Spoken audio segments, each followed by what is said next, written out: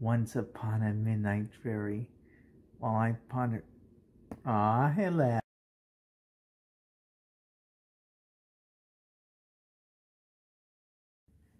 Once upon a midnight dreary, while I pondered, weak and weary, over many a quaint and curious volume of forgotten lore. While I nodded, nearly napping, suddenly there came a tapping, as of someone gently rapping at my chamber door. "'Tis some visitor," I muttered, tapping at my chamber door. "Only this, and nothing more."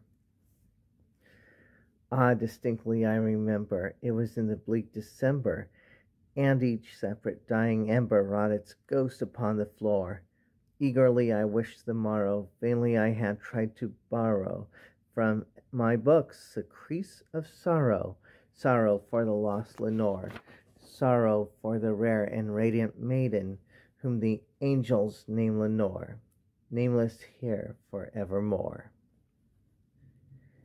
And the silken, sad, uncertain rustling of each purple curtain thrilled me, filled me with fantastic terrors never felt before.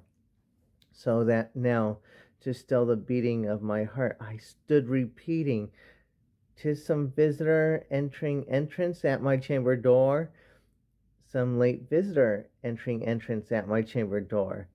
This is it, and nothing more." Presently my soul grew stronger, hesitating then no longer. "Sir," said I, "or madam, truly your forgiveness I implore. But the fact is I was napping, and so gently you came rapping, and so faintly you came tapping at my chamber door, that I scarce was sure I heard you." Here I opened up wide the door. Darkness there, and nothing more. Deep into that darkness peering, long I stood there wondering, fearing, doubting, dreaming dreams no mortal ever dared to dream before. But the silence was unbroken, and the stillness gave no token, and the only word there spoken was the whispered word, "Lenore." This I whispered, and an echo murmured back the word, "Lenore." Merely this, and nothing more. Back into the chamber turning, all my soul within me burning, soon again I heard it tapping, somewhat louder than before. "Surely," said I, "surely that is something at my window's lattice. Let me see then what the thread is, and this mystery explore. Let my heart be still a moment, and this mystery explore. 'Tis the wind and nothing more." Open here I flung the shutter, when with many flirt and flutter in there stepped a stately raven of the saintly days of yore. Not the least obedience made he, not a minute stopped or stayed he, but with mien of lord or lady perched above my chamber door, perched upon a bust of Pallas just above my chamber door, perched and sat, and nothing more. Then this ebony bird beguiling set my sad fancy into smiling, by the grave and stern discorum of the countenance it wore.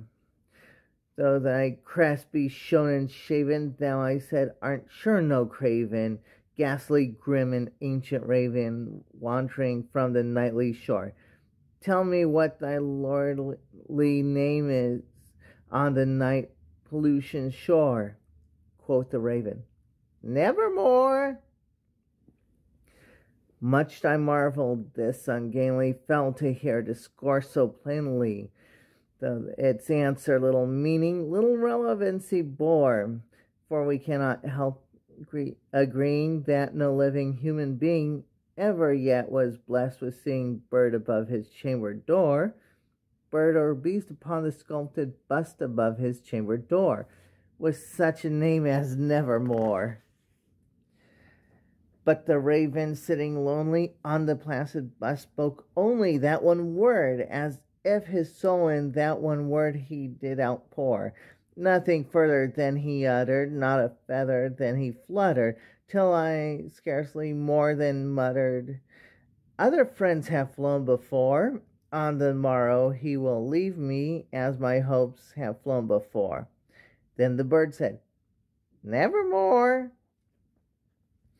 Startled at the stillness broken by reply so aptly spoken, "Doubtless," said I, "what it utters is the only stock in store, caught from some unhappy master, whom unmerciful disaster followed fast and followed faster, till his songs one burden bore, till the dirges of his hope that melancholy burden bore, of never and nevermore."